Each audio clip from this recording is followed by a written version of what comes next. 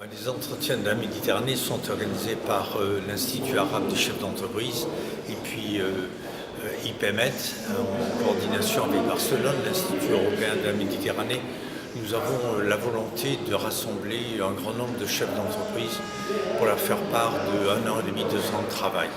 Le moment est venu de ne plus faire des colloques, forums de prestige. Nous pensons que le moment est venu de porter à la connaissance des acteurs, des hommes politiques, mais surtout des chefs d'entreprise, des projets concrets. Nous avons conscience que ce que nous avons fait pendant 1 an et demi, 2 ans est inachevé, mais comme une boule de neige, ces 7 projets vont suivre leur destin et ils vont s'enrichir des analyses critiques des Algériens, des Marocains, des Tunisiens, des Espagnols, et on va les diffuser.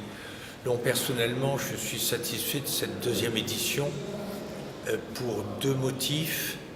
D'abord, j'ai trouvé que ce matin, le discours politique, à la fois de M. Ghannouchi, du Premier ministre tunisien, puis d'Elisabeth Guigou, c'était des discours politiques de très très grande envolée. Ils n'ont pas buté sur les obstacles que constitue l'Union pour la Méditerranée de Sarkozy par Sarkozy. Le sujet n'est pas là.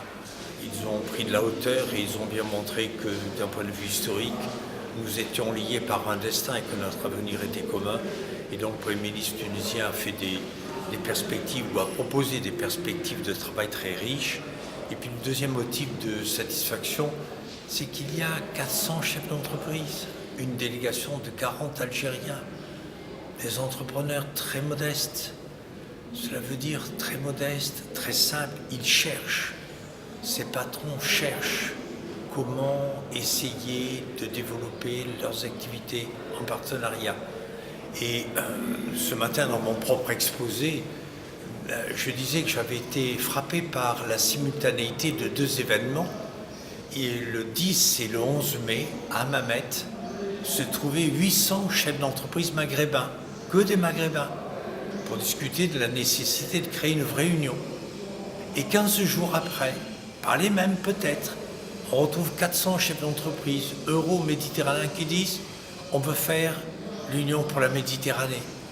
Cela veut bien dire que ces hommes qui sont au contact des réalités, des échanges, des flux, veulent maintenant commercer sur toute la Méditerranée et que les blocages politiques, la désastreuse guerre qui s'éternise israélo-palestinienne, certes ça pèse, mais la crise leur permet de dire nous sommes comme sur un vélo, si on n'accélère pas, on va tomber. Et donc ne parlons pas politique, parlons économie.